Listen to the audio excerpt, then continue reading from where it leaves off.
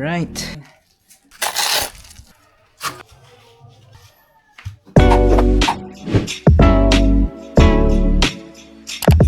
Welcome back. Another day, another chore. So, ito naman ang project natin, mga ka-future. Dito naman tayo sa likod ng bahay namin.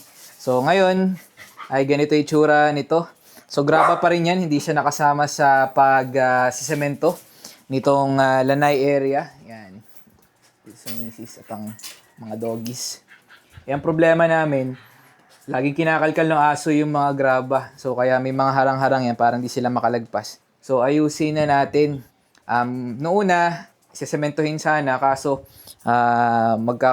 siyempre, lalagyan pa natin ng kanal or spillway para hindi tayo maipon ng tubig. Kaya naisip namin at nirequest ni Mrs. na bricks na lang daw yung gagawin dito. Meron uling tayong vegetable pot naman tayo doon. So, lalagyan ng vegetable natin doon sa dulo. At, so yun, samahan nyo ako. At yun ang ating task. Chore for today. Ano masasabi mo? Ano. So, unahin muna nating alisin tong mga nakakalat dito.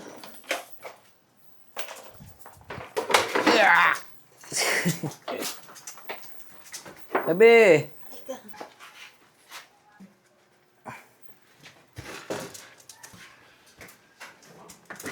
So, malinis na.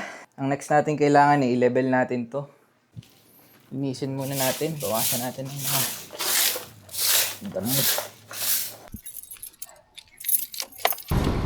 Yo, pare!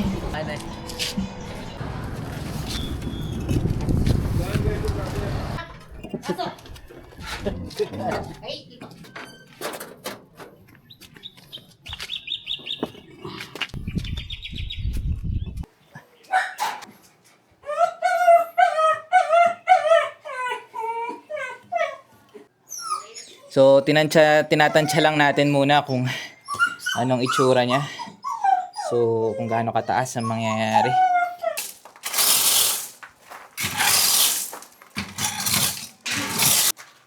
Pasahin muna natin para hindi malis yung mga alikabok. Mag-layer tayo ng tamsi para... So, tingnan natin. So, nailatag na natin. Medyo level na yan. So, ginamit natin itong kahoy na to para pang level.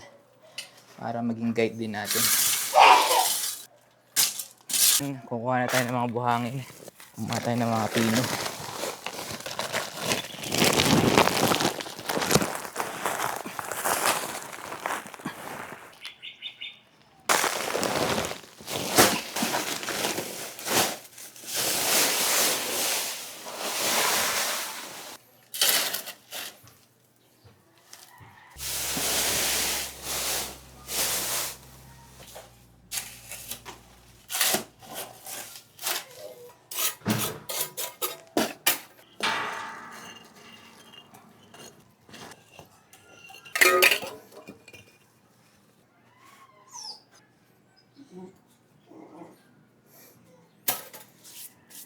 Wow! Break time is here. Kain, merienda time. Panalo. Wow! Ang ganda naman ng assistant ko. Progress check. So, ito na so far yung nagagawa natin. Hinay-hinay lang. Naipasok na ni na misis yung ibang mga blocks. Sana pantay. Pero mukhang okay naman. Medyo nagkakaproblema ako nung lagyan natin ng alternate na parang ganito. So, yung pagkakaputol dun, hindi siya pantay eh. Kukulangin. So, tinitingnan natin kung ano magandang ayos talaga. So, nire-rearrange lang natin. Adjust tayo.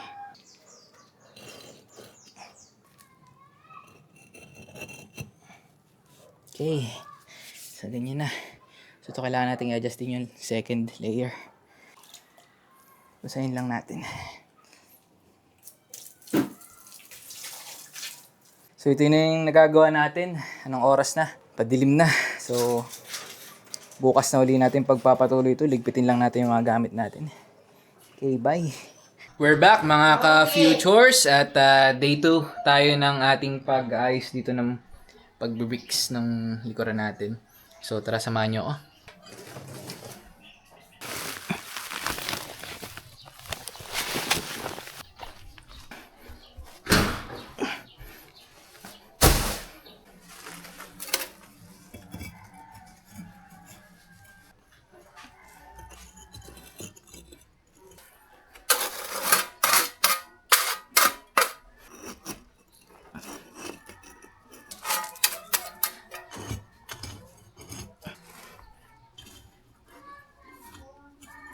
Progress check. Nakadalawang layer ulit tayo ngayon.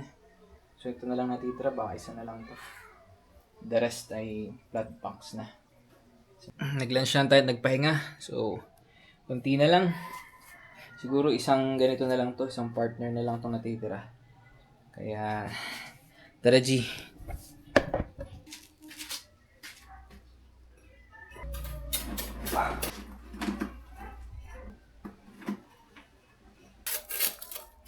May mga bricks na ganito.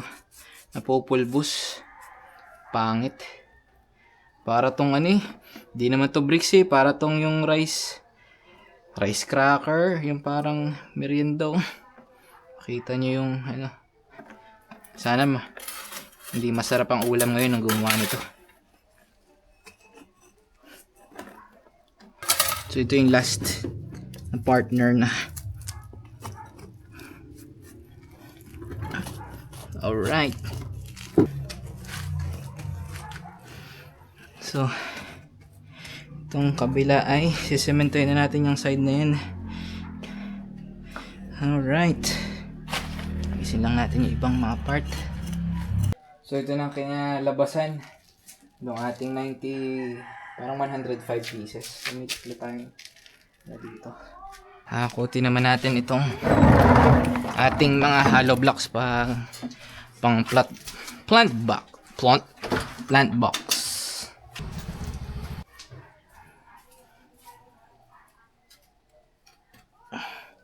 Patungan na natin ang tibay.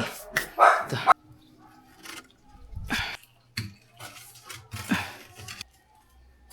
Kasi gusto ko dito, part na to parang may malaking puno. Kasi ito maliliit lang.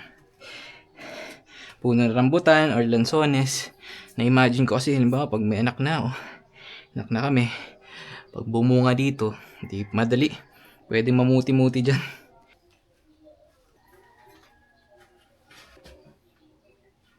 So labas na tayo ngayon doon para maghalo naman ng ating mga semento. Tura. So hanap tayo ng graba. Ito, graba to.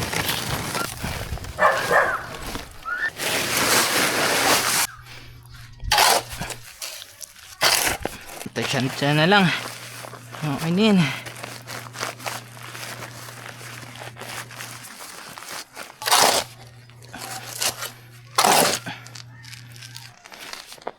Linis. Habang nahalo.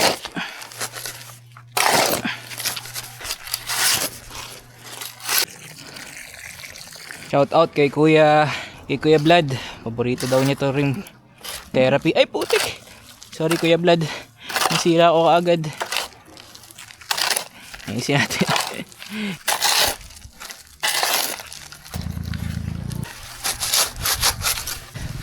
Okay na.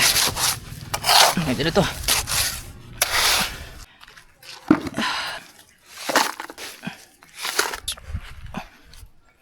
Lagyan na natin.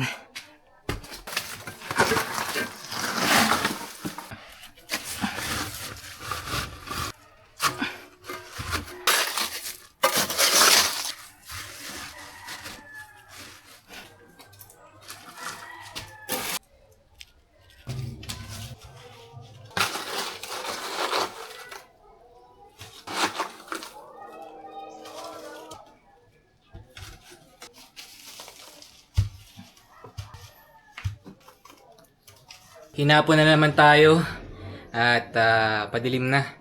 So far, ito na yung ating na-accomplish. And that's it for our weekend chore. Follow sa update natin dito sa likodan natin. Madumi-dumi pa siya. So, meron pa tayong ilang sesementohin. That's it mga ka-future. See you